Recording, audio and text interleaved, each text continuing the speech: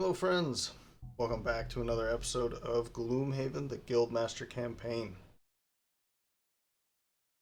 So, last we had left off, I believe we finished a Tinkerer, the thesis for the Tinkerer. I think that's what it was called. And we do have one more practical studies, but he needs to be, well, he is level 5, but we need to kind of march in this direction for that. And so we won't be able to do that today. I was thinking, since he is already level 5, that I would kind of switch some things up, get rid of the Tinkerer and the Spellweaver until we can do some of their own quests. And until then, let's level up some other mercenaries. I think a good choice for the Tinkerer is probably the Soothsinger. And she is level 4 already, so we'll probably get her up to level 5 this scenario, and we'll also go for her the Rogue's Refrain here, her quest. And instead of the Spellweaver, I'm going to drop for the Elementalist. So I still have another level up here with the Elementalist. Excuse me. And we do have one for the Scoundrel. We'll leave the level ups for the, I think there's a perk point for the Tinkerer and a level up for the Spellweaver. We'll leave that for when we bring them back for their quests.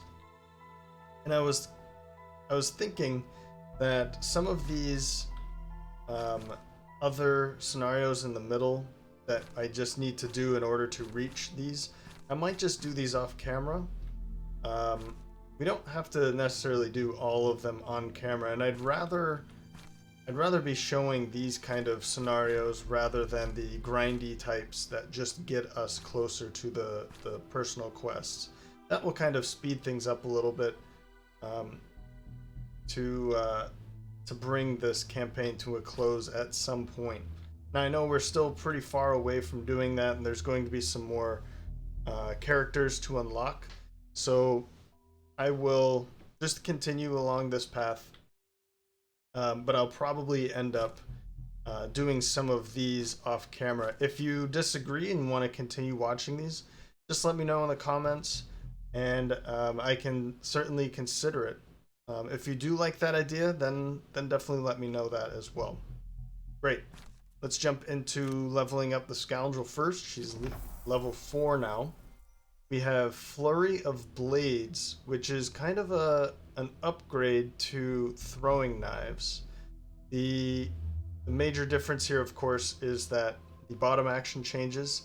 Instead of a loot 2, which is a burn, we are using a move 4, gain advantage on all your attacks this round, which is a very strong ability. Particularly if we are to keep throwing knives, and then we can continue to use the top action. Then she would have 2 attack 2, range 3, target 2, and a target 3.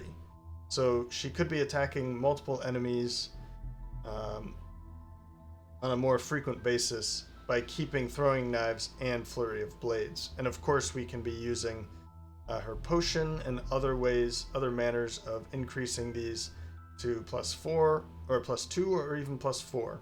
So this is a pretty strong card. I think I take it pretty often. Gruesome Advantage is certainly one that I don't take very often.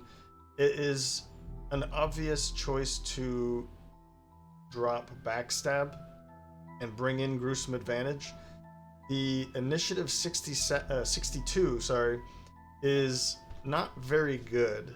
I'd rather it being 80 plus or 10 minus, or like below 10 and above 80 is generally where I'd like to be with the Scoundrel. So anything in the 60s and the 50s and the 40s, not too excited about. The move 7 is not, I want to say it's not as useful as you might think it is, because moving 7 will generally bring you from one side of the map to the other, And how often do you really need to do that?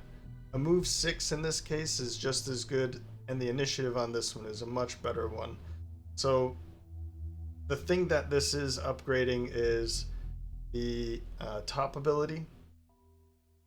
Add +3 attack when adjacent to any of your allies, and +3 if they are not adjacent to any of their allies.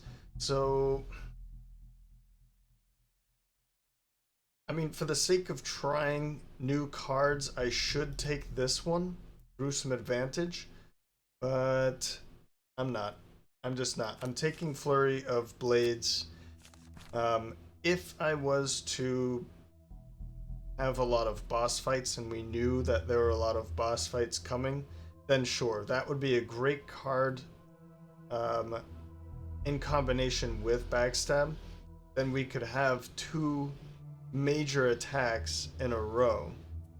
But the problem is that because they're both burn cards, it's you wouldn't really want both of them in your deck or in your hand very frequently. It's something that, hey, we have a boss coming up, I have Gruesome Advantage, let's also bring Backstab, and then we can use these as movement only for the entire scenario until we get to the boss, and then do something like Strengthen with Gruesome Advantage and Strengthen with Backstab, so you know that they're going to connect and they're going to be dealing a ton of damage. But I'm probably going to be dropping Backstab for Flurry of Blades anyway. I mean, they're both very early cards. I don't see another... I mean, we could drop Throwing Knives, right?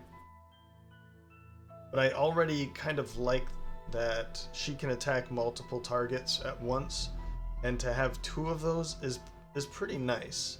The only thing that we can upgrade on both of them is the range, and yeah, I think since we know we're not going in for a well, let's take a look. Let's take a look at the enemies. The enemies are both going to have shield 1, I think. Oh, actually, we do have elite living corpses or living spirits, and those are going to have more shield. So even Flurry of Blades and Throwing Knives might not be the best option for this kind of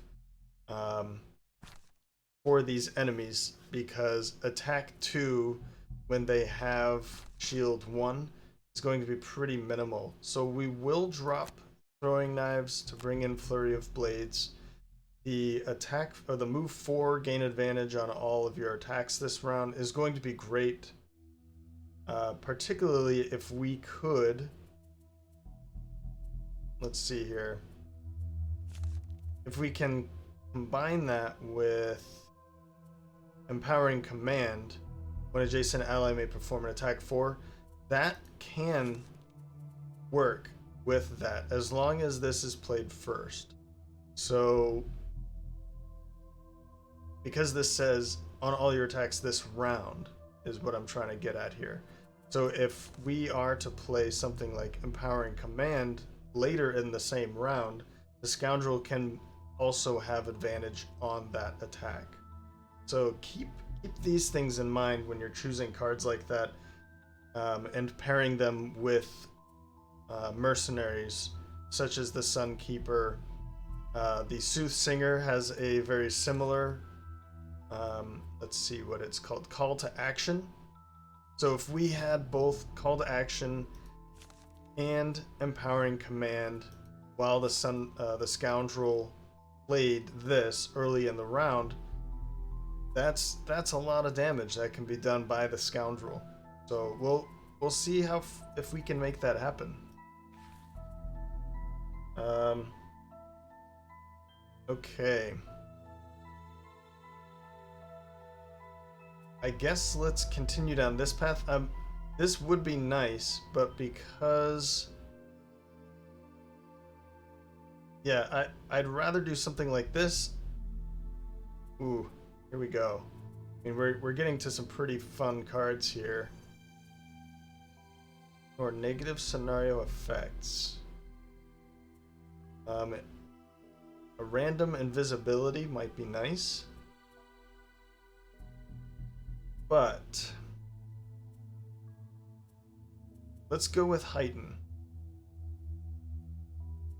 Heighten? Yeah, let's go with heighten. We'll remove another 0, add another +2. So when we do have strengthen, we have very good chances of pulling a +2 or the ×2. We are, by removing 4 zeros, of course that's increasing that chances further, but we're also increasing the chances of pulling a modifier and the null. And these are things that you need to be afraid of. By making the deck more and more thin, and then adding in a lot of these rolling modifiers, you're increasing the chances of pulling the null with a rolling modifier, and then you miss completely for an advantage attack. We saw that happen, I think, in the last episode or the episode before. All right, Elementalist, reaching level 2. Boiling Arc. This is one of these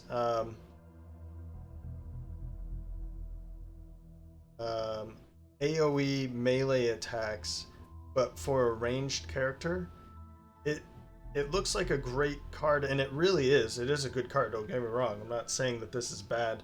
But for instance, the Retaliate 2 with range of 2, this is interesting, but I don't really want the Elementalist to be a target very frequently. So maybe for a turn, okay, if it's targeting, maybe we could put this up in front of enemies such as the Living Spirit, one we're about to see here. Then we'd be dealing quite a bit of damage percentage-wise against the Living Spirit, and it wouldn't be mitigated by the shield that it has. But the attack 2 on the top, bringing in fire for a free action, this is a really good ability, no matter what it really does. But it is kind of a melee ability. Now, we don't have to necessarily be adjacent. We could be 2 away from 3 in a line. Then that could be a really good ability as well, right? Let's see what the other one is. Crystallizing Blast. Now, I'm more in favor of Crystallizing Blast. I've used Boiling Arc, and I like it actually quite a bit. I'm more in favor of Crystallizing Blast this time around, because it is bringing in ice, which he can use, that it can use for something like Malleable Evocation, which is a mobilizing range attack. It's a good way to control. There's also Shaping the Ether. Ice is used for stunning. And I thought there was another one. Maybe not yet. Yeah, maybe it's just not yet.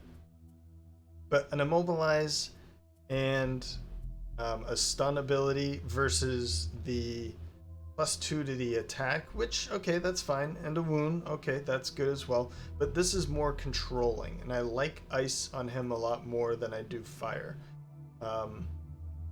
Yeah. I mean, in combination, fire and ice is a good one as well. But being able to move and shield is also a very good one for him, for the Elementalist, so that we can put it in front of our line from time to time. Maybe tank a hit or 2 with the shield on. Although I'm most likely going to be using it for the attack here. So, all of that said, I think I'm going to go for the more defensive range attack cards than the melee and up in their face cards. So we'll go with Crystallizing Blast. Again, I've used Boiling Arc in I think a couple campaigns. or a couple times as playing the Elementalist just as testing runs, and I used it in my board game, and I like it quite a bit. But in this kind of band and the way that I want to play it now, I'm just going to go for the ranged attacks and the shield. So since we are kind of dropping abilities that are infusing fire and taking more ice, then I want to be using cards that have more ice, that continue to bring ice and drop fire. So in this case, this is a good one. There's no ability here that's bringing in ice, so lava eruption, dropping it would be my option anyway. Internal vortex is kind of an iffy one because it's the move 2 with infusing ice.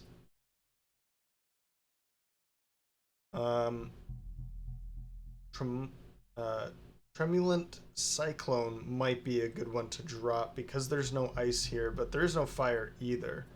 Ah, there it is. Okay, I knew there was another one. Ice here for another stun, but it does have a fire on the bottom, and that's okay. We can still use it. For instance, here we can still use fire, and it's okay.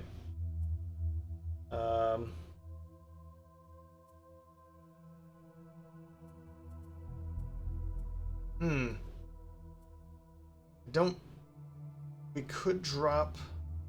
Well, we might do this instead.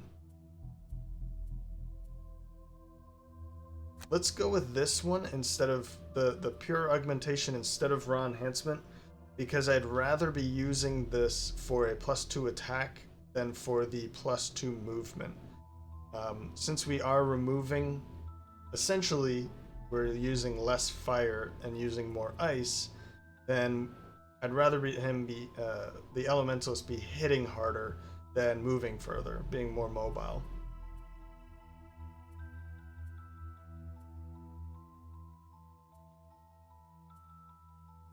I don't really know what the best. I mean, we could. I think this one might be the good one to drop here. The top action here is really nice, particularly for what we're about to be facing.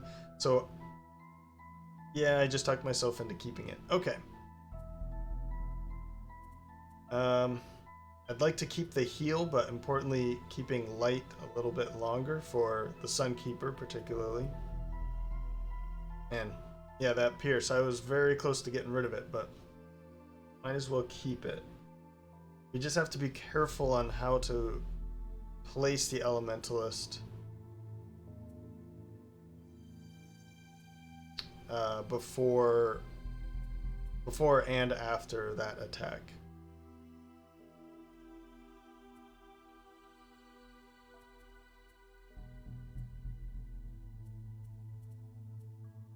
Oh man, okay. I guess this is the one we'll drop, and we'll bring in Crystallizing Blast. There we go. There's nothing to do with ice here. It is bringing in this. Let's see if he has a minor mana potion. So if we get in that situation that we can use it, then I'll bring in Earth and then get ready for that piercing attack. Okay, so I think we'll go with consistency.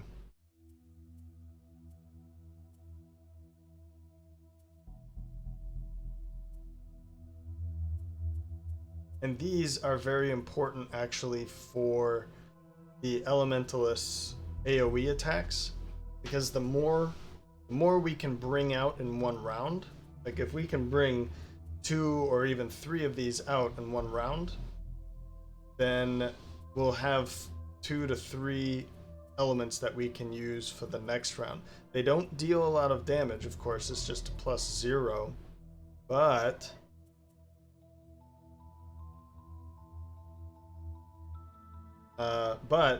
they're good for making our other attacks and abilities more powerful for the next round. I was looking at this, and I kind of got stuck a little bit here. These ones might be good for us as well, because then we're removing the zeros, but we're bringing in other zeros that just bring in more elements. But I think I'm gonna just go with consistency. Man, now I talked myself into this.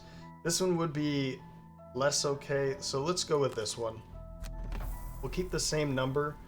We'll drop a couple zeros, and we're replacing them with ice and wind. So instead of pulling just a normal zero, we will infuse one of those elements instead. So, okay. All right. Well, interestingly, this has changed because I assume because we've leveled a couple up, maybe. I'm not entirely sure. I don't know if this...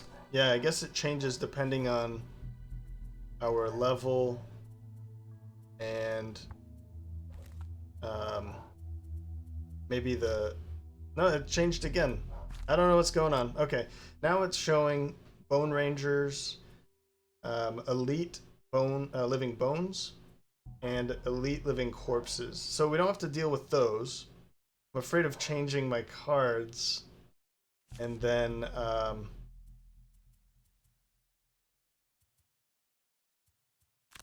I change the cards, will that do anything? No. Okay. I wanted to make that change because I won't really put the Elementalist in range of those enemies. Okay, let's go. Let's get out of here. I guess I could have looked at the market a little bit, but alright. At a fork in the road, you spot a figure up ahead, resting beside a gnarled tree trunk. They appear hunched over with one hand grasping their chest. As you tentatively get closer, they notice you and beckon you over. Hey, over here! Please help me! There's a note of desperation in their voice, a pained groan as the stranger waves to get your attention.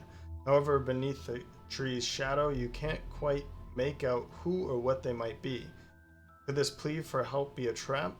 The surrounding bushes are a perfect place for accomplices to hide, potentially waiting to pounce and rob you.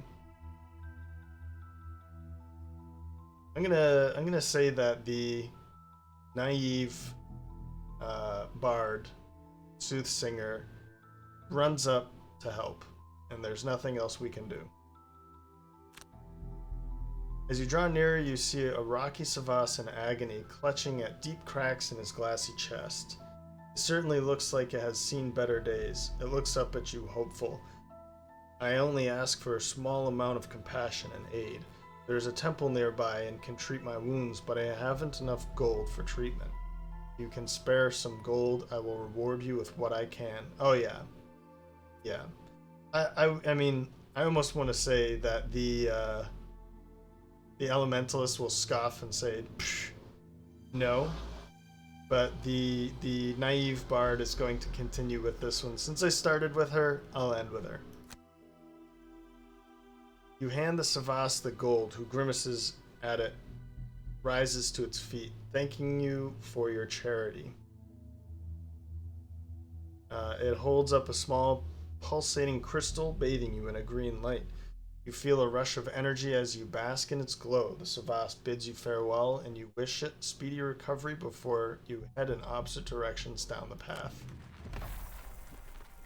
So we've started with fire, ice, air, earth, light, dark, and we're strengthened. I know I've seen that one before, but I kind of needed to kind of roleplay a little bit to get through that. But I'm, you know, it could change, and I hope it does change someday.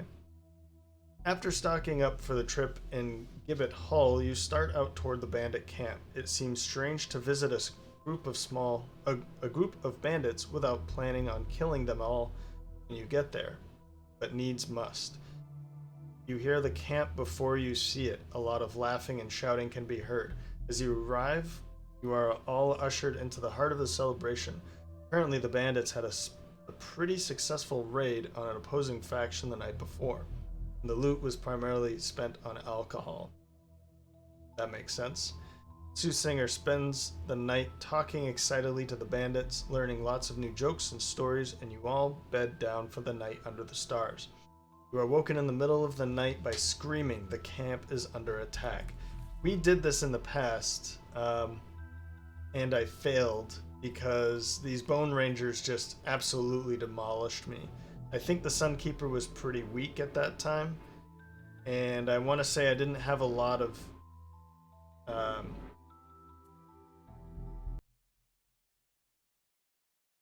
yeah, so where was I? I didn't have a lot of DPS, I guess, for lack of a better term. I didn't have a lot of damage dealers, and we just got demolished because of these. I think also the level difference, I might have had a +1 for difficulty. So the objective here is kill 16 living bones. Living bones. Okay, so everything. I need to kill 16 of them. Yeah. I assume that living spirits will come. It does say living spirit, elite living spirit. So I assume that this might be what's on the field or in the room at the beginning. And then they're going to be. Oh, and we're all starting with muddled, I guess because we're drunk. But we are strengthened as well. So that's cool.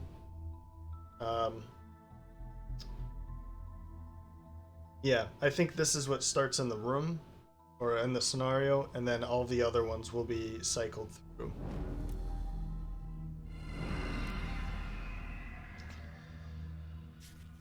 And if I remember, yep, I did. We do have some allies here. It looks like we have 2 elite bandit guards and an elite archer. So that will be helpful. That look like it's lit up, but yeah, this one too. Is that supposed to be water or something? You're all groggy. You all groggily get to your feet. The alcohol dulling your senses. Groggily. Interesting.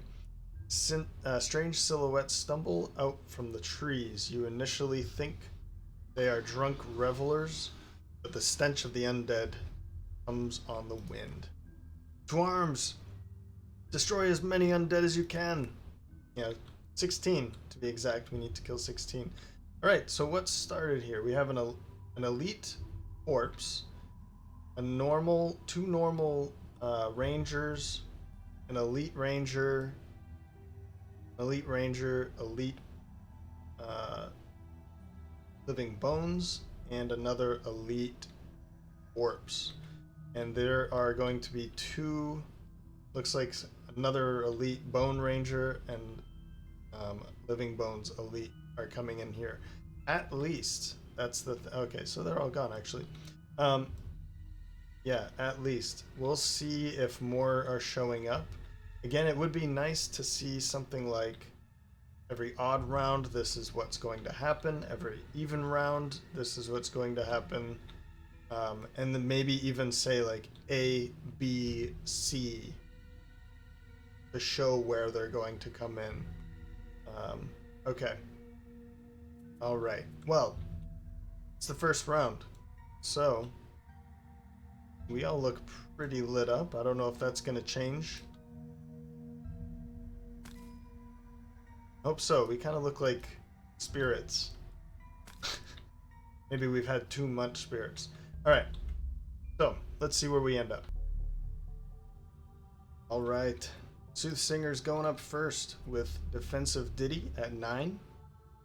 Let's get that shield up. This is going to help our allies a little bit more than it's going to help us for now, because then we'll have 2 shields on the bandit guard elites. We can have them kind of tank a little bit from the incoming damage. And singing arrow, so she doesn't have to move, and we can wound this guy here, this living bones elite. Probably won't be doing any damage, but we'll be able to wound it. Then going a little bit later is the Elementalist at 54. We are going to use every single one of these natural elements right away. I know I could kind of use some and keep some for later, but what I'm going to do is use all 4 of them. So an attack 1+2, stunning, pushing 3, and targeting 2. We'll be able to probably get these two stunned and push them back into this corner is kind of what I'd like to see. Get them into a triangle formation so that we can start dealing some triangle attacks with possibly the Soothsinger and or the Elementalist in a later round. We'll also use Infernal Vortex to regain ice for the next round. Next is the Sunkeeper. We already have light ready, so we'll use defensive stance for an attack of 5 with advantage. So here's the problem. You know what I'm going to do is I'm going to use practical plans instead, because the advantage isn't going to help because we're already muddled. So let's go with practical plans. It doesn't change too much here. She's going at 56 instead of 65. We're going to use tactical order to get into a position. I'm hoping that most of these move close to us. Maybe not them. They can stay back there and not move. That would be cool too. But maybe allow this one to move a little bit closer to us, and then we can then close the gap and attack for 5 without strengthen or muddle. We can use light for the next round.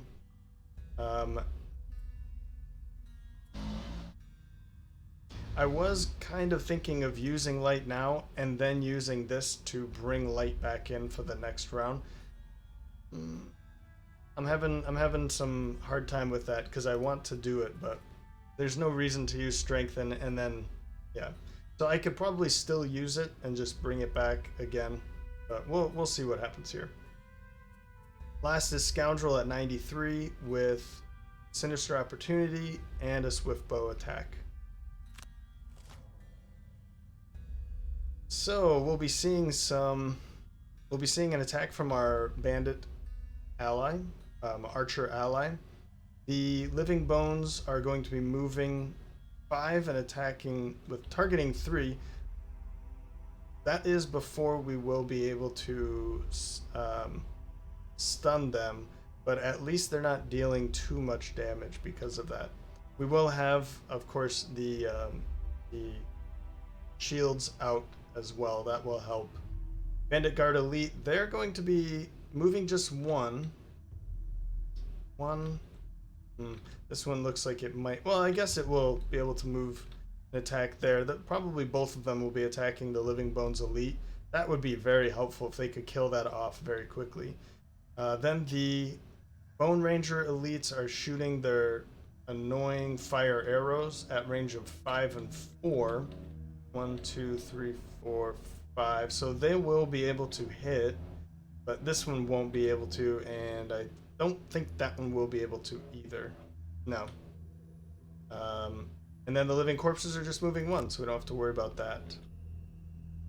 Okay, well, let's get shields up, right? Zoom in on that. Great song, thank you very much. And then please attack over here. Now I am hoping, now that we have a lot of these, or more of these, I'm hoping to be pulling some of those if we get some attacks, and I'd like for her to be doing more attacks, because when she does attack, they do hit pretty hard. So we did end up dealing 1. It is wounded. It is most likely going to be dying this round. Nope, we're not going to use the major stamina. We'll go on to the next. Oh, that's right. Okay. Living Bones will take some damage, move up, and then do a couple attack 2s, but because of the shield, they should be okay. Ooh, a ×2. Okay.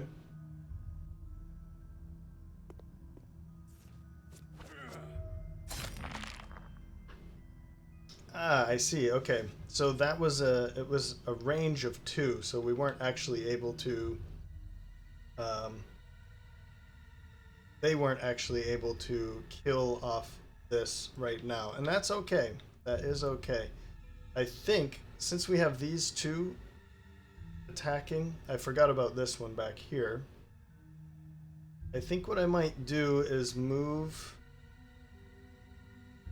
I'm not too excited about this, but if we do move up to here with the Elementalist, 1, 2, 3, 4, 1, 2, 3, 4. They will still go for the guard here. So this one's the only one I'd have to worry about, but it's going to be stunned. Watch that. And unfortunately, this one did go first, so but we'll move up. We will take this. Feels so good that you to be able to do this.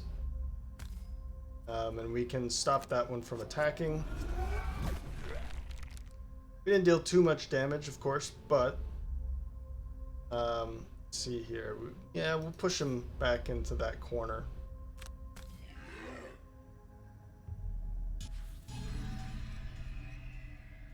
And they're both stunned, so we don't have to really worry about them for the next round. Oh, well, we don't have to worry about this incoming attack and this one. So this round, they'll be unstunned after this round. Don't need to use this, so we'll just continue. We do have ice, another stun ready for the next round. Now,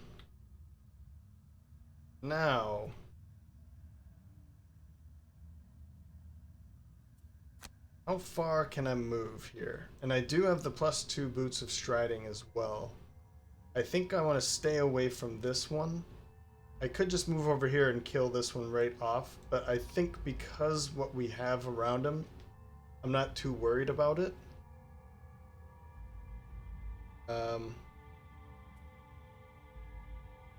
Another fun thing I could do is move and then have this guy, for instance, move with the tactical order and just don't attack. But where would he go?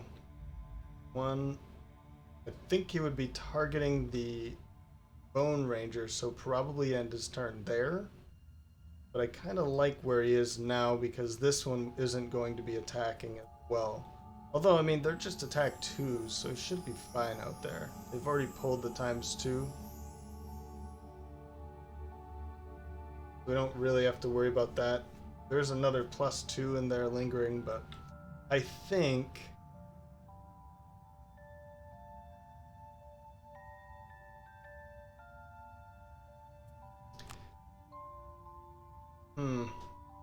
they're doing an attack of 4, but we do have chainmail and the tower shield as well. So we could just run all the way up into this guy's face, or we could run back here with the boots and try and deal some more damage there. You know what? I think that's the better option. We'll use the boots. We'll move all the way back here. 1, 2, 3, 4. 1, 2, 3, 4. So it's still going to target. Let's confirm this movement then.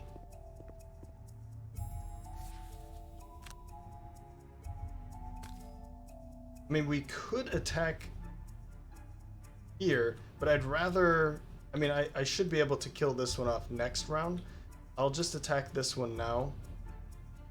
And we will use the Jagged Sword too, why not? +2, fantastic. Already down to 4 health. Let's not get too excited about this, we know what happens. So, no damage. That's good. And 0 damage again, perfect. And then now they're just going to move a little bit, but that one is going to... I don't remember this. Is that because it's night? There's like a kind of a blur on the outside. Huh. Yeah, I don't know what that does. If that does anything at all, but I could just make this attack here to kill this guy off. But I might I might move up and start attacking there. I think that's a good idea. We have plenty of people on this side. Yep. Skip that movement, skip the action, and we'll make the attack here. Oh, come on. Something's going on here because we're all very lit up, even though it's supposed to be dark. That does look funny, doesn't it? Yeah, I'm not sure. And we'll end her turn. All right.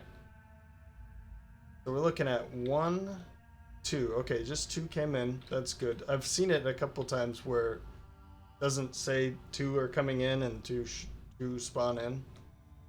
We're looking at a Living Bones Elite, which probably won't do too much way in that back corner. Then we have the Living Spirit Elite, which can be a pain, but they only have 3 health. 3 shields, but 3 health. So we could figure out something to do with that. Well, round 2, let's see what happens. Alright, for round 2, I did restart the game to see if that fixed the lighting. I think it did a little bit, but this is still here, so I think this is meant to be because maybe it's dark, it's a night assault. I don't know if I've ever seen it before, it's just for some reason I'm noticing it now. So anyway, we'll be starting off first with the Soothsinger, going at 11 with Soothing Lullaby. This is more or less just to get moving and going early. I think more for going early. And now I'm realizing that it's... Ah, right. Okay, the Comfortable Shoes.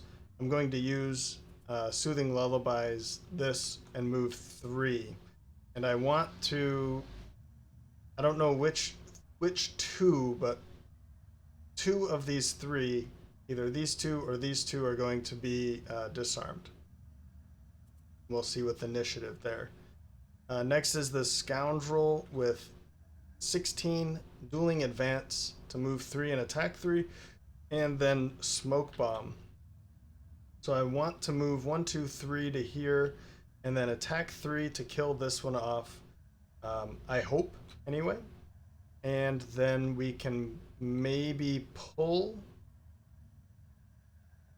one of these 2 to here. I'm not entirely sure. That would be putting poison. So we'll see again with initiative. I don't know.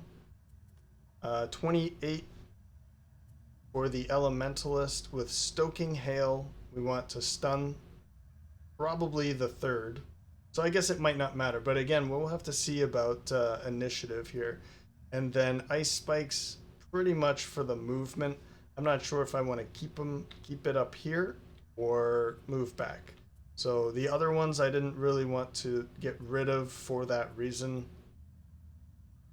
For the reason of I like the top attacks or I like the bottom attacks, and I'd rather use them at a different time. Ice Spike seems like a good time to just drop it for the movement. Then at 32, for the Sunkeeper Empowering Command, somebody will be standing next to her. I'm not sure who, and I don't even know if it will work. Yeah, not sure. But this is more the... I wanted to go early and I didn't want to use Cautious Advance, so if I can make this work, great. If I can't, then I still have Cautious Advance for the shield and going as early as possible. Then Defensive Stance to hit and likely kill one of these 2 or 3, depending on where people or where the enemies are standing. Okay, so the living corpses we don't really have to worry about. They are going to immobilize and muddle. But these 2, okay, she's going to be targeted and he's going to be targeted over here. But we don't really have to worry about that anymore. Bone Rangers Elite. Yeah, they're not going to be attacking for too much. Good. Bone Ranger again. But they are going to be moving, so they will be able to move a little bit. I guess a range of 4, they're not going to move too far. The Bandit Guard elites are going to move 2 and then attack 4. The Bandit Archer isn't going to move at all, so I'd like to kill this so that it's attacking these other enemies, because it has a range of 5. And then the Living Bones aren't moving, but attacking for 5, targeting 3. And they're going very late, so as long as we are disarming, stunning, this one it doesn't really matter, but now I have a clearer understanding of where I want them to be, right? So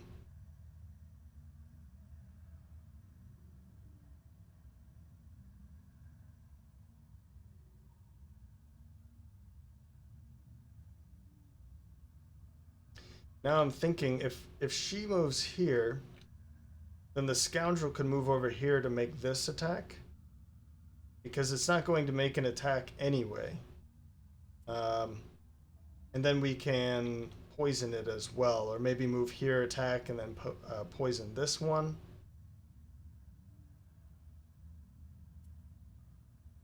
I like that idea. And this way we can use that ability, the Sunkeeper's ability, on the Soothsinger to kill this off before it gets a chance to go. Yeah, we are going to go before everyone, including our allies. So that's going to work out. Good. We'll move up. And we will disarm. I feel like disarming that's obviously a bad idea. So we're going to disarm these two. We don't have to worry about those incoming attacks.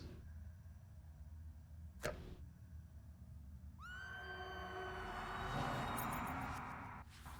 Nicely done. We do have this to contend with. 1, 2, 3, 4, 4, 4. So it might be this. It might be an attack on the Soothsinger, but it is only an attack of 2. And we do have some healing to do, so. Okay. Yep, we will do this, and I think it's better. I wonder actually, I mean, I wouldn't be able to pull it, but it would allow me to do an attack of 4 instead of 3. I like that idea. Let's do that. We're not going to be able to pull it, so this is. I'm hoping.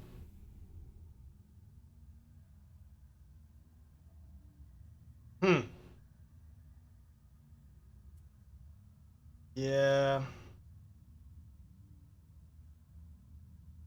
Because I couldn't pull anywhere, I had to skip the pull. The poison is attached to pull.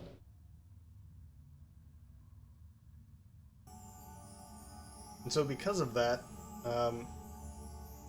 I would obviously in the board game just say, oh, that doesn't work, so I can't do it, and then not do it. So really, man, can't harp on this enough. Undo button right there. The restart turn, obviously this would be that fix, but to be able to like do this, confirm the target, and then be like, oh, that doesn't make sense, undo. No new information is shown, just have the undo button right there. Yeah, I mean, we do have undo here, that's fine. All right, I guess what I'm going to do here is just move over to here and attack, and then do the pull. It's just going to be a poison after the fact, so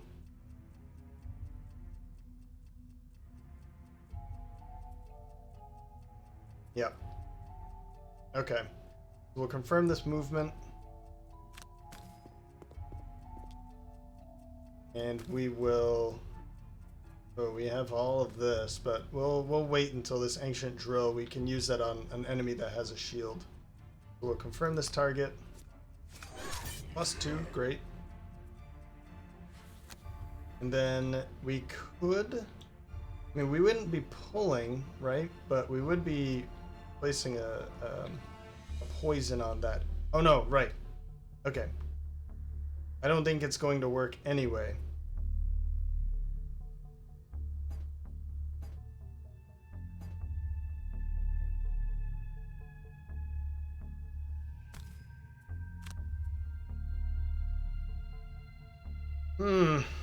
Okay, well, skip pull. I did it again. Obviously, I see what I'm supposed to do here. Move here and then pull this one in closer. But I'm not going to do it again. Like, alright, I've learned my lesson. I can't pull and poison. I can't pull, or I can't poison unless I'm pulling. So that's all I have to say.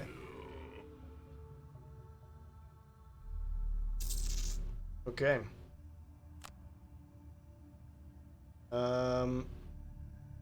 I think I'll go for this attack, but I don't know if I like that. Let's clear that for a second. Undo. Because what I could do is...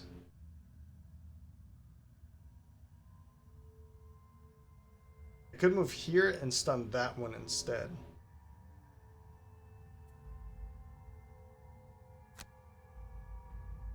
Moving here, it'd be nice to stun that one, of course, but... I do have to have a range of 3, so maybe I move all the way up to here. That sounds crazy, though, doesn't it?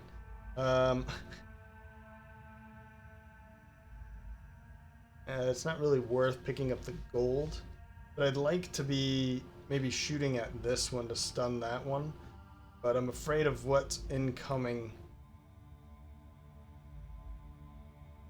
If I move here, then 1, 2, 3, 4, 5.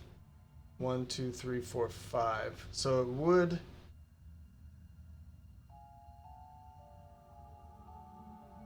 This one would definitely target me, but I think these two would still target him. So I think it's fine. I want to move here or there to pick up the money. Let's go... Ooh, yeah, I do not like this idea, but what do? You're not even moving this round. So you know what? We're going to undo. We're just going to move to here. Skip that rest of the movement. And then use ice to stun this target. +2. Hey, I'm not going to complain about that. Now, do I want to bring in...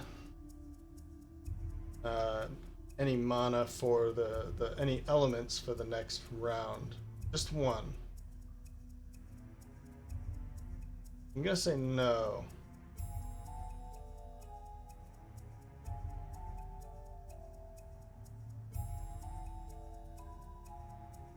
I'm gonna say no. Okay.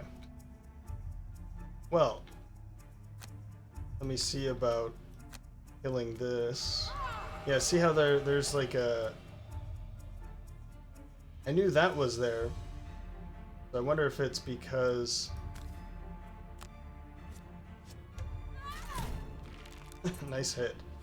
I wonder if because it's just dark. That's all. That might just be what it is. And then we can attack with advantage, but it's not advantage anymore because we are muddled. We might as well kill you. Or attempt, but we did it. So that's good. That's good. We're off to a pretty good start here. We've already killed 2. This is a nice loading bar here. It's huge. We've already killed 2 out of the 16. So we're on to something here.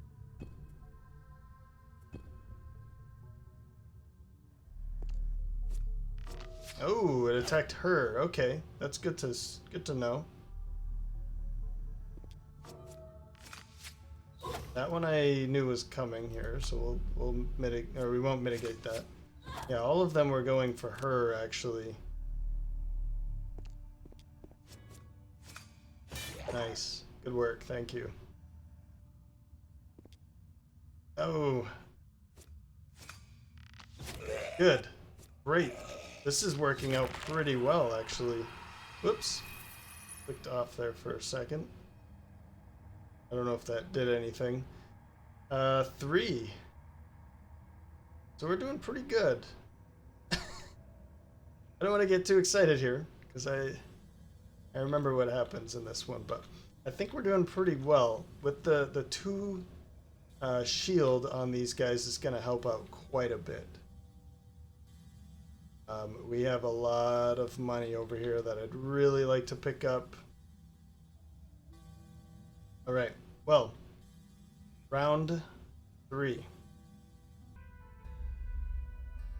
And first up is a Scoundrel at 4 with flanking strike. We do have muddled, or we are muddled, so that might be a problem. But oh, that's not what I wanted. But we don't have many negatives, so I think we'll be fine. That's the only thing we have to worry about. 23 with Sunkeeper at 23 with cautious advance. We're just going to move into position.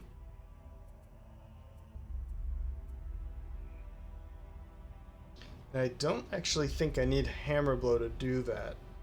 Let's actually use this. Let's use Daybreak so that I can bless the Elementalist too. I think that'll work out. We'll move up to bless and then cautious advance. And I'm hoping that's really, I mean, this is going to be a problem. Maybe we go later. But my fear here is that we won't. My fear is that he's going to kill this and then I'd just be stuck back there. And there's not much I can do about it. But you know, instead of Flintlock, we'll do that. I'll do this because, and I'll go at 33 so that she becomes the target. And this way, if he does go before and kills it, great, and I can just heal instead of making the attack. We'll go with something like that.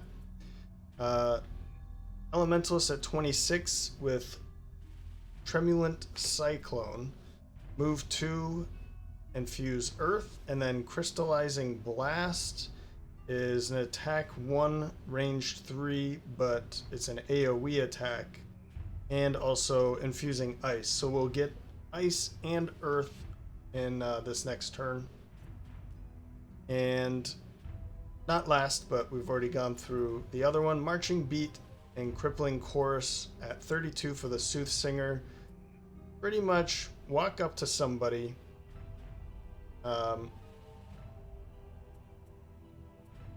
Cripple them. The problem here is that she is going to be standing here. So maybe we don't want that. Let's go with this. That's actually a good one. This is also a very good one. For both reasons. You know what? Let's go with that. We're going to go with Marching Beat to allow somebody to move up, and then Call to Action for somebody to attack. We'll go with 32. I think that should help out.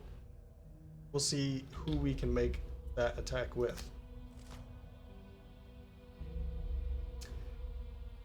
Ooh, this is getting a little overwhelming here. There's a lot going on. We have the Living Spirit Elite making an attack muddling at 22. You know, I feel like when it's this many enemies, we just kind of have to see what's going to happen. I think the only thing that we have to worry about is this muddle. That's about it. Most of them, this is an attack of 4, attack of 4, attack of 3, so if we can keep that from attacking, because it's going to target 3. The Living Corpse, let's try and kill that one off. I think we'll be able to. And then the Bandits are going later, and we definitely want to move up the Bandit Guard to allow him to attack twice. That would be great. The Soothsinger, that is. Okay, so we have this incoming attack. We are muddled now. Okay. That's okay, I guess. We're gonna make this. Yeah. I'm gonna move up, and we will bless here.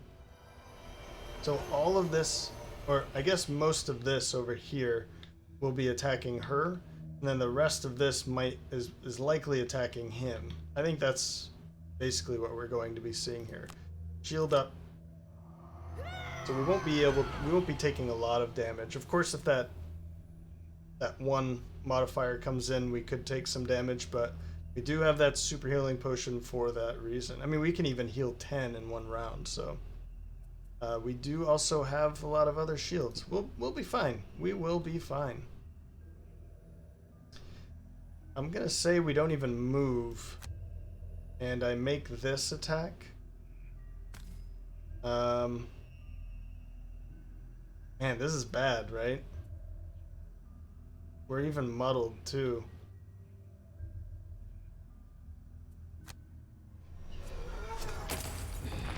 Okay, well we've brought in a third element, so that's useful. I think I'm going to move back here, make sure that the Elementalist is not the target, and we can kind of move back up from time to time. And is that really a good idea? Maybe we'll just... You know what?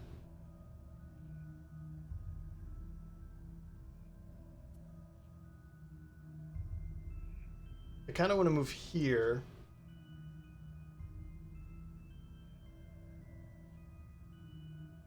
I'm wondering who's going to be attacking that. So, no. We're going to move over to here.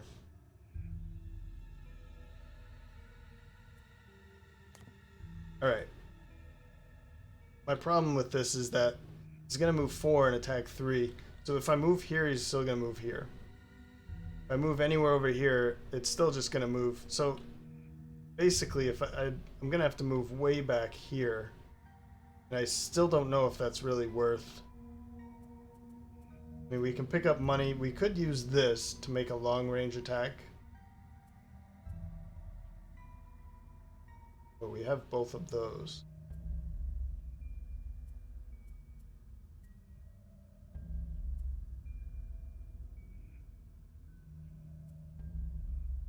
You know what? Okay. Let's do this. And we can just move up in the next round. Oh, do we want to get fire? Because then we could use this. That would be pretty powerful, wouldn't it? We could use this for a move 3, and then target 2 with an attack of 2 at range 2, wound, poison, and immobilize. Wow. But if we don't bring in fire, then we just don't do the wound. Let's skip it. Let's skip it. All right. We brought in 3 in 1 round. That's great. That is great. Strengthen all allies. Oof. That would be fun, right? Okay. I definitely want to bring this guy up. And I guess it would move here, and in that way it would still be, all of these would still be attacking her. Because I want, basically what we're looking for here is it would move to here. All right, and then we can have it attack immediately. If it doesn't kill it, then it'll certainly kill it on its turn. I'd rather not that though. Like, I'd want it to die now. What are you doing? Range of 6. 1, 2, 3, 4, 5, 6. 1, 2, 3, 4, 5, 6. So you're fine right there. Let's do this. Let's make sure that this one can connect. And we'll even... I mean, I guess it doesn't really matter who, right? But let's look at the modifiers.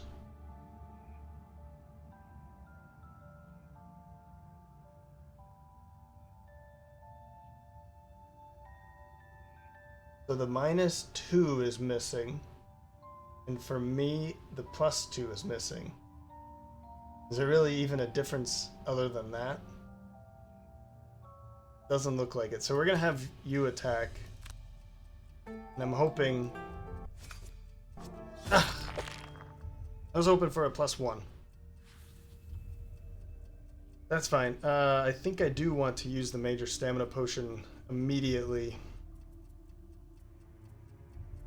Yep, I do. I see plenty of good cards. We'll take Throwing Voice.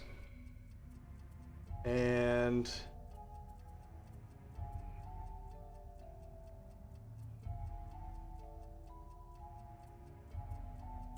yeah, call to action. Let's take that right back again. That's going to work out pretty well. We don't have to heal, so we'll end our turn. Now let's see these incoming attacks. Good. Mitigate that. I mean, we don't want them to die, but them taking the damage is fine. Couldn't see my thumbs up. I was taking a sip of water. What are you doing back there? You are going to move 4. 1, 2, 3. Yeah, so you're going right over there.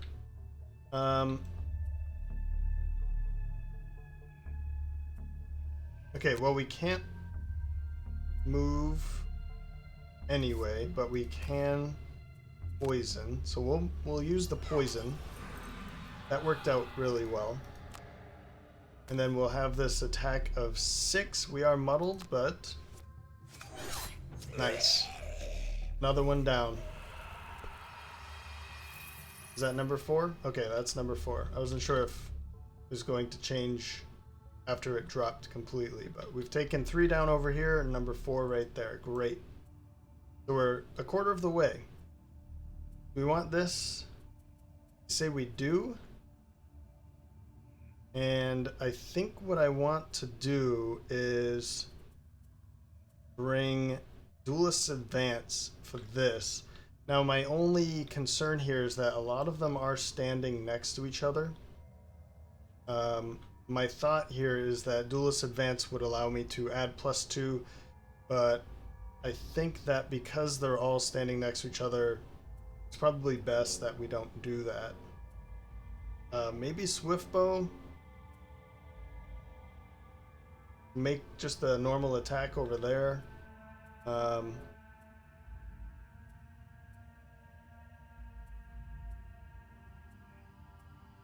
mean, another thing we could do is just wait, but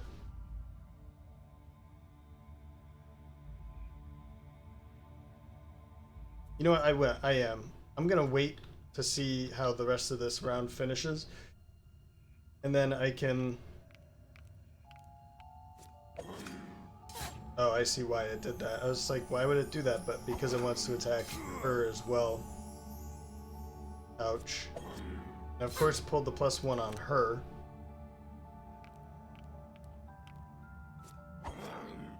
Super. Good work.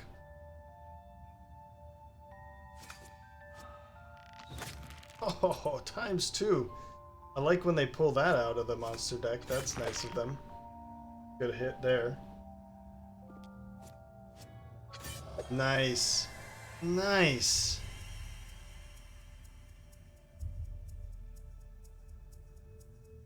So they just took down...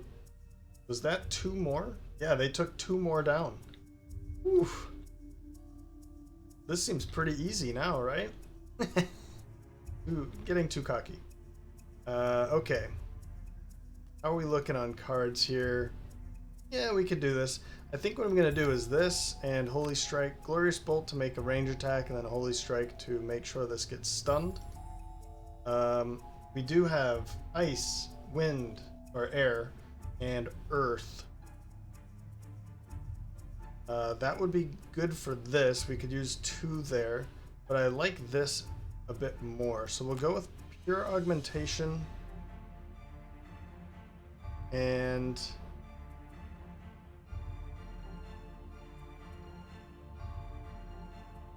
Augmentation, that's going to be in a range of 3, so we do need to move. So I'll use Brilliant Flash just to do that.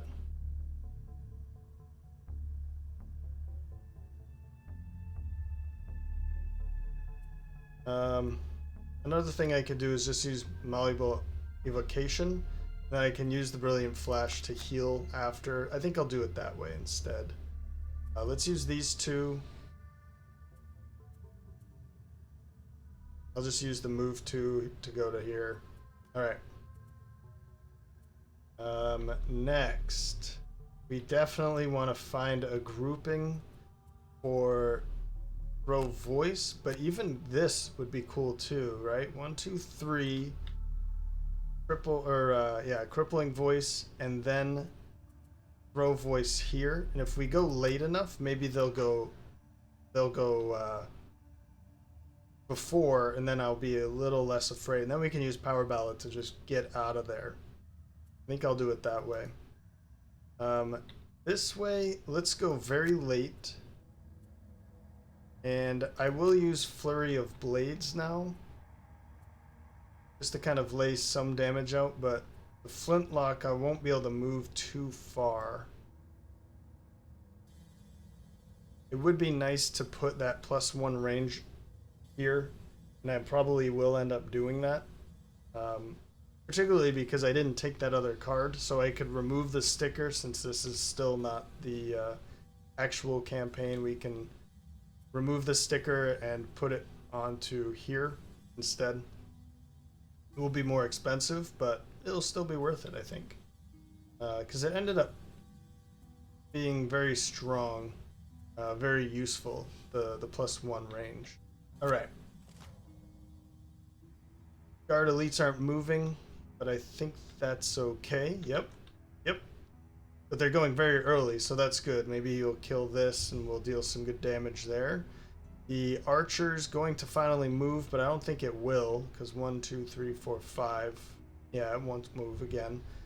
The corpses are going to go at 32. That's a problem. Except they're going to be... Oh, it's only that one, and it's going to attack the guard. It won't attack us. And take some damage. Yeah, other than that, 3 attack, attack 3, attack 3, so we should be fine. Another... Ooh, and that's right there. Okay, that's great. And that's even better. Pull that ×2 out of the monster deck.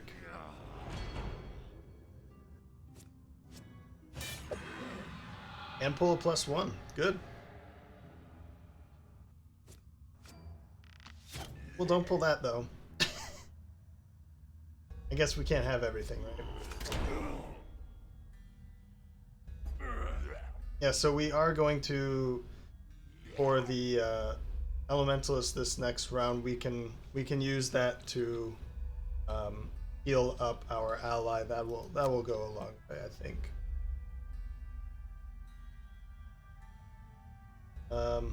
You're an attack of 3, an attack of 3. So we'll make the attack on you to muddle you. ×2. Nice. Too bad it wasn't a wound or anything like that, but that's fine. And we'll stun you, so we don't have to worry about you anymore. And I don't have to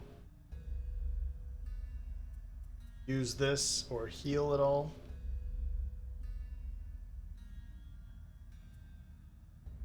And we do want to use that. I need to remember that. So I could go here or here in a range of 3. 1, 2, 3. That's too bad.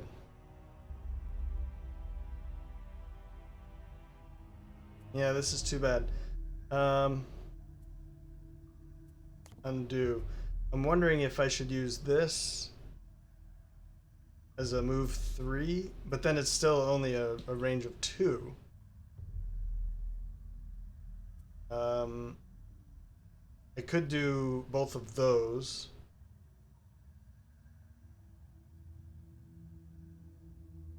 Maybe attack here with a poison and an immobilize. I mean, that's really not a good combination, is it?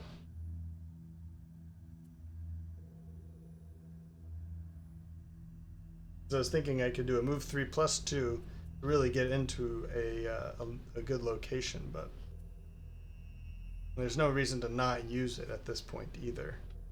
What I could do is use this to heal and then just do an attack of 3 against right here. Kill.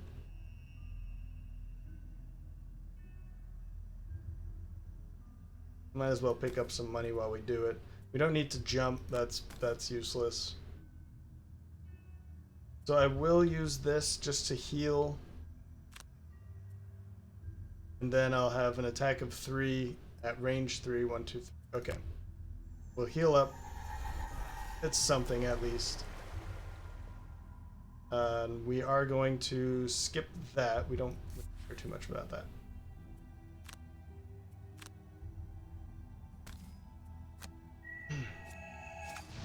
Cool. Another one down. 50%. And it's only round...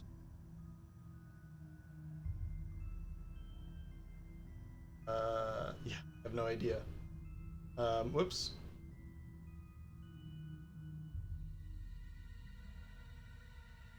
End your turn.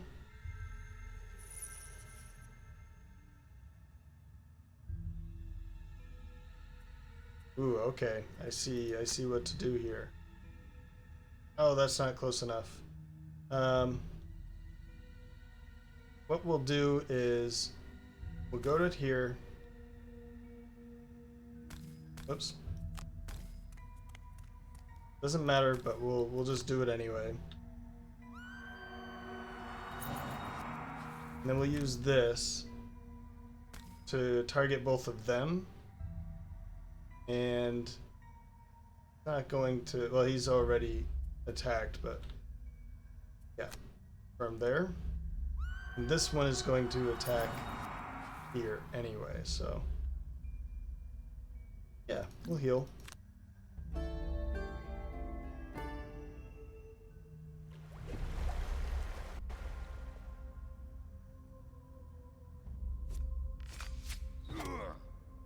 Super.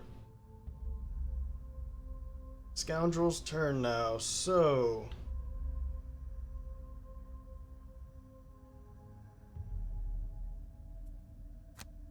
I wonder if jumping to here is going to do anything. I don't think so. And then moving over here is, I still won't be able to do anything. 1, 2, 3, yeah.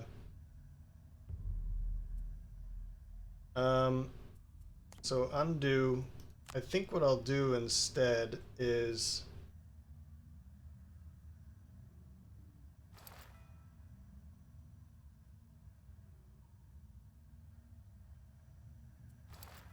I think I'm just gonna go to here. What's her next? Oh, that's right, and I can just take this right back now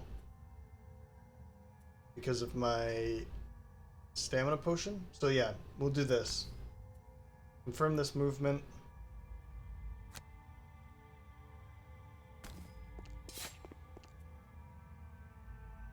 Ugh.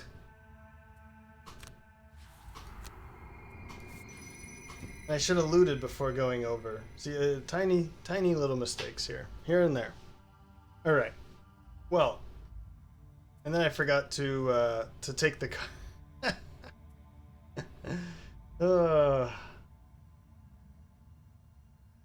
All right. Well, just short rest. No, that's the one I want. Okay. Flurry, and it doesn't really matter. I was thinking Duelist Advance for this, but it would work here, and then it wouldn't work for anybody else. Alright. Alright. Well, round 5. So first up is the Scoundrel going at 6 with Backstab. We need to get out of here, of course. And Swiftbow, we can make an attack before we get out of there.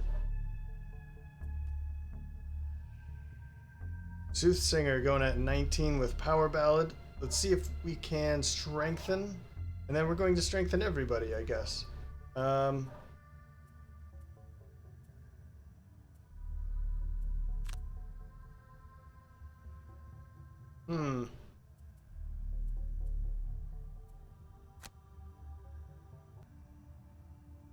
I think I'll go with tuning the outcome instead of call to action. We'll move, strengthen, and then bless as well. I'll probably just move back here and strengthen and bless them since they're following. Let's do it that way. Then Elementalist at 45 with Formless Power and Brilliant Flash. I might just take this and then heal. I'll probably end up healing anyway. I don't know about the moving part. We'll see. And then Sunkeeper at 51. Um, Burning Flash looks like a good idea, and Dazzling Charge. Probably won't use the bottom, but I might use Burning Flash here. Particularly if we are strengthened and blessed anyway. That's probably going to be a good one to attack both of them. So, but let's see what our friends are doing. They are going at 55, so it might be a good idea to do that. To attack both of them. The living bones are going early when gaining a shield and healing. I think only that one. Yep. And nothing too special. A couple attack 4s here. A living corpse with an attack 4 as well. Okay. Okay. So, oh, we don't have to worry because he's stunned and disarmed and all that fun stuff. I think I'm gonna attack over here because I want this guy to be able to step up and kill him on that, kill the living bones on this turn. He's gonna be going first, but do I want to go all the way back there again? Probably not, right? But you know what I could do, since she's stepping back here, let's make sure that we are in a position to be blessed and strengthened for the next round. Major Stamina Potion, we still have it. So maybe we can find a way to use it again.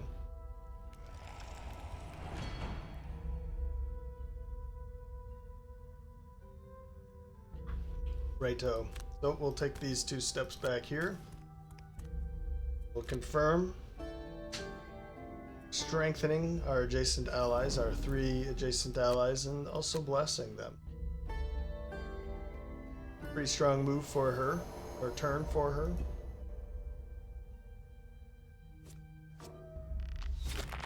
That's too bad, but I think we'll still be able to take care of it anyway this round. Oh, it did gain that +1 shield there. And mitigate all that, that's nice. You can as well, good. We won't be able to mitigate all that, but it's okay. We can heal most of that off. Elementalist's turn. Let's heal up our friend still. Yeah, I think that's still a good idea. Yep. We are infusing light, which she was going to do anyway, but we'll also do this.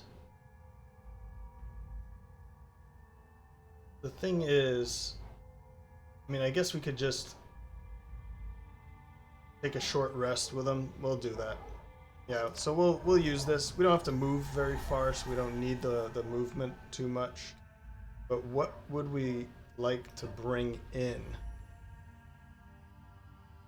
Excuse me?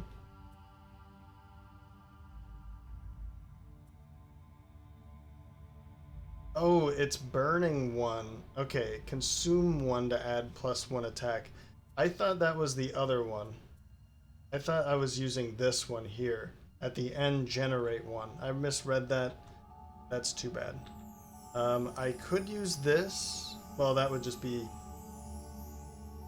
Yeah, I'm still going to do this. Okay.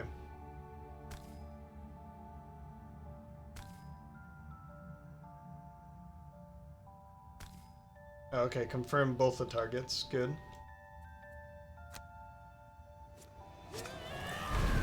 Super, we killed 1 and we brought this one all the way down to 2 health. We might as well bring in use the Sun Earring now, because that will bring back all of her gear and we'll just take a short rest. And heal, so we don't really need that anymore. Do we want to run into them and... Not really, do we? We do have a movement of essentially 4. What's coming up here? You're gonna move 1.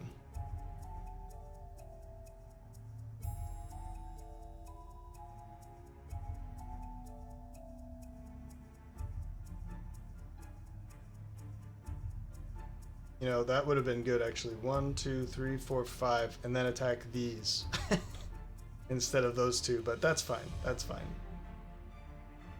I'm still happy with that one.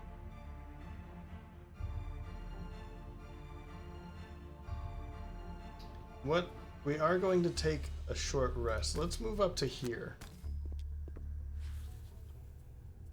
I'm not too worried because of that healing potion. Thank you. Did exactly what I wanted, and you're even strengthening yourself. You just 1 damage. All right.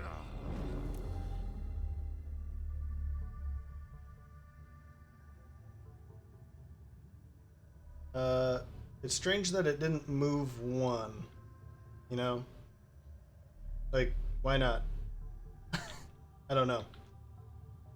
We are going to take a short rest here, short rest there.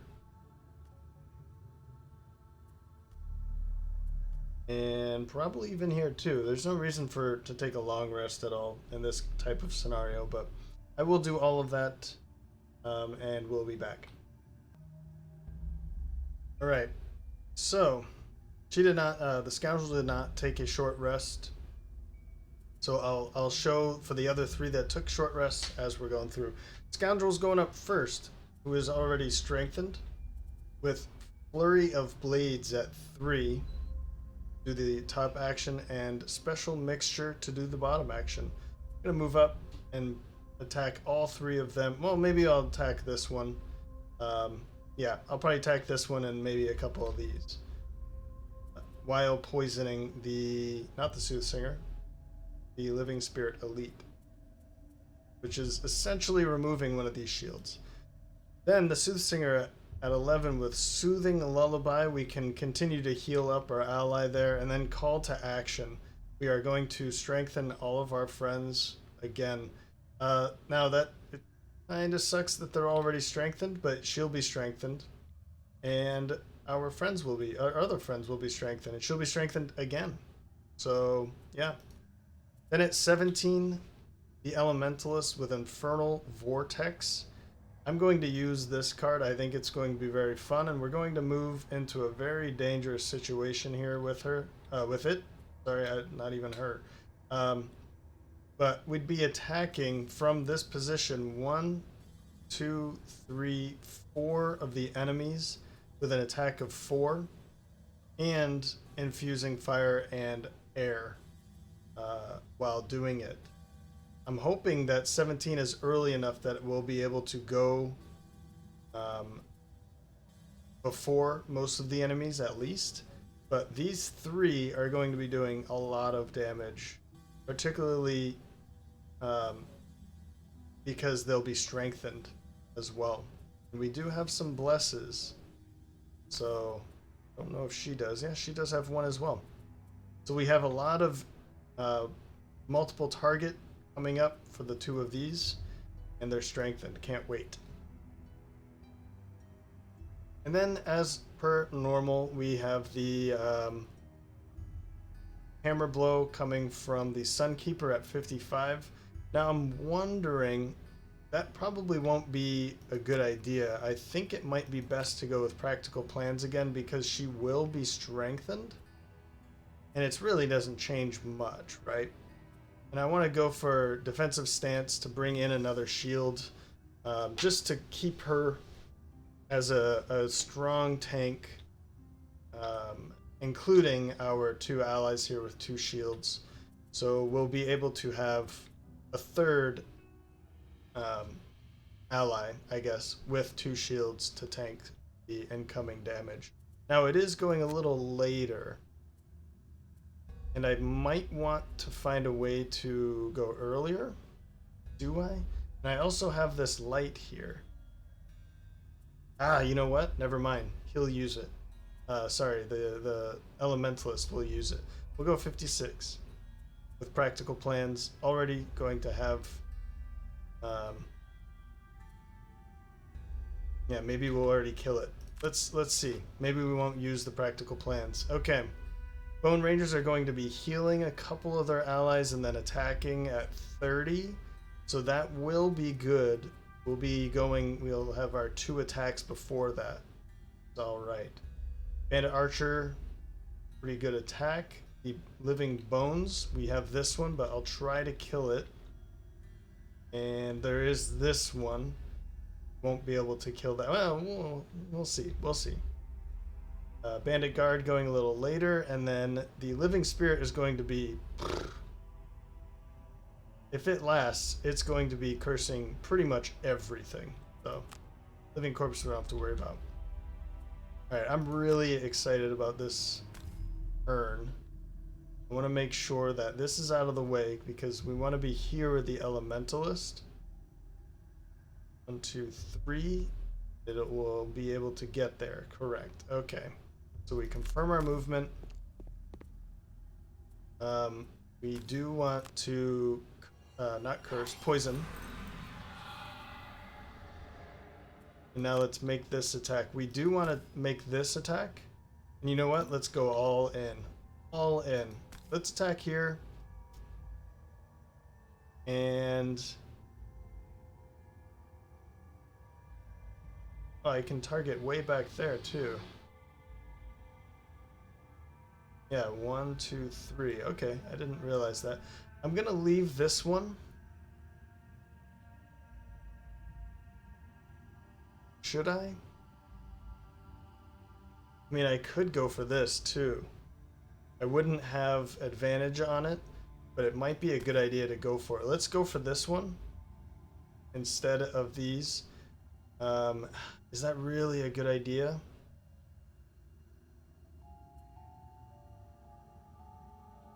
Because if I kill it, you know, it's going to infuse ice.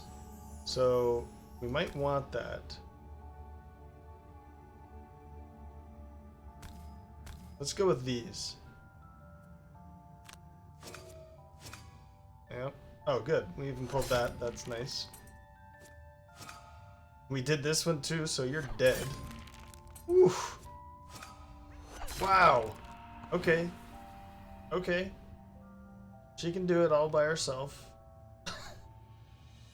What just happened? That, I mean, that couldn't have gone any better. Hey now, we'll heal you up actually. Didn't think about reaching that far. Look at that, that's Scoundrel, huh? Just a beast. Then we'll strengthen all of our allies. That's 1, 2, 3, 4, 5, 6 others.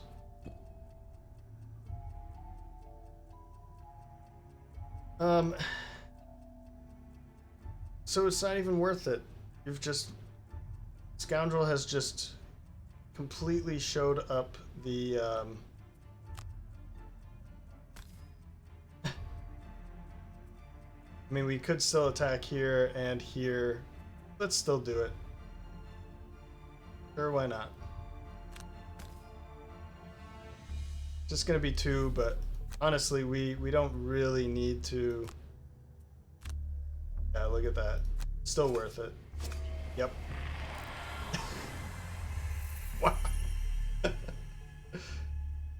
Oh, wow.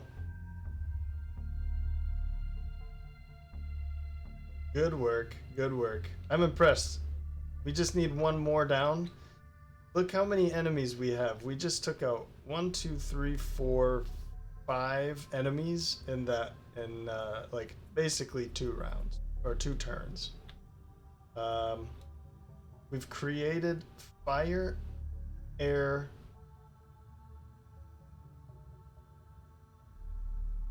and I used light. What happened there? Why is light still here?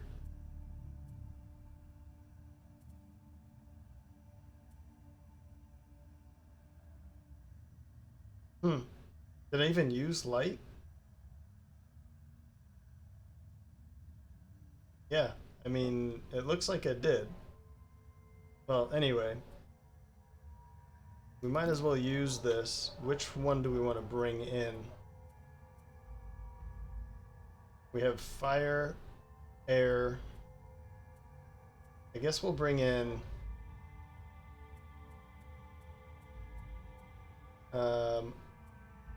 Ice.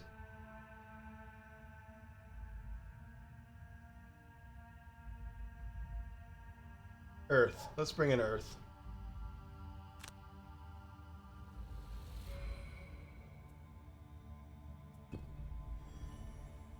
Yeah, it doesn't look like I used light, but I'm pretty sure I did. Huh. Yeah, I don't know. I'm not gonna complain about it, I guess. Everything's fine.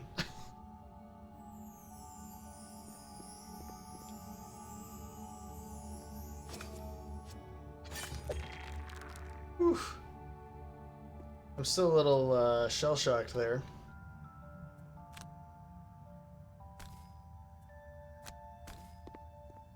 Because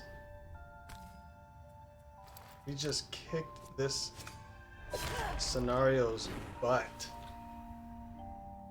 Yeah.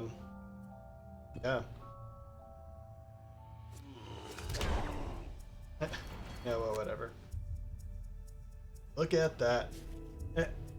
This is finally a time where we actually were in a position to make them run away. Most of the time, you are severely overwhelmed by the time you kill that last enemy that you need to kill. And then the story says something like, the undead horde stop coming through the trees and the forest is silent, or from the heavy breaths taken by the survivors. Yeah. And this time, that works. Because there's only that one. But there are many times where it just, that storyline is like, the storyline is saying, you know, the morale is broken and they've run away, and there's like 15 of them on the map. So, okay, well, that was impressive. The Scoundrel took out 3 right at the end. The Elementalist dropped 2 right at the end. It looks like it'd be pretty interesting to see what our allies did, because they probably did most of the killing. We needed 16 and we did 7, 10, 11, so they killed 5. That's pretty impressive. Sunkeeper dealt the most damage, 35, with the Scoundrel dealing 34. Again, I gotta see what our allies did. They probably did it for us, and we just kind of helped them. Barely any experience. Soothsinger will be, I think the Soothsinger needed a little bit more. But we did unlock this other one. And I'm kind of excited to play as this character, because I didn't play too much about it. I didn't play too much as her. I already said too much. I didn't play too much as the Circles character in the board game. I ended up retiring the character very quickly. So, character came and went before I actually got to play around with it. So, you talk to the remaining bandits, but none of them have any explanation as to why the camp was attacked by undead. Perhaps it was an old Enoch's burial ground? Come on, did they look like Enoch's? The good news is that the Soothsinger got some new body tunes. I suggest we visit some vermlings to learn some insults next. I know just the place. Oh, that's great. That is great. No! 2 more. 2 more. But we can jump right into the next. Yeah, because that would be the level, I think, we'd have to be level 3, and then there's a level 5. So we do this one, and then... Oh, so I guess wherever she goes, the undead follows. What's going on with her? Something's up with her. Maybe her tunes and her jokes are so bad that it raises the dead. Right? Okay. Well, don't have a whole lot of bookkeeping to do in the next scenario or the next episode, but I think we will just jump right back into and following the Soothsinger. I guess it's Thursday, so we can make some judgments in the next week. We could bring in the Cragheart to do the Craghearts. That one's right here. And we could also do the Mind Thieves, which is right there. What level is the Mind Thief? Level 3. Yep, so we could do the Mind Thief as well. So, at this time, it is a Thursday, and I haven't done this in a long time, but I will leave it up to you guys. If you have made it this far, you can let me know by voting on which direction you want me to go. Should I go with Rat's Refrain, Protector of the Nest, or the Shrine of the Roots? I think those are the only ones that I can go for. The other ones I need to be at higher levels, or I need to get to those or unlock those locations. Yeah. So, and if you've made it this far, you can also let me know what you think about me playing some of these scenarios offline so that I can reach these other the characters player quests, basically. If you like the idea of me just kind of skipping through some of these, then I can do that. Or if you think that you'd be missing out on, in this case, some enemies that we haven't seen yet, then I can kind of keep those and do stuff like we've already seen cultists and dark, what are they called? Night demons. Yeah, they're not dark. Night demons. So I can kind of make judgment calls on that as well. Say, we've already seen plenty of bandits and wolves, so I can do kind of that stuff off camera. For instance, this one. You don't really need to do this one on camera. So I could do stuff like that off camera, and that would get us to these more fun quests at a quicker rate. But I guess 2 things to let me know. Is it okay for me to not record some of these unlocking quests, the travel quests? And which one do you want me to do next? So please let me know in the comments. And let me know if you liked this episode. I hope you did. But for now, thanks for stopping by, and I hope to see you next time.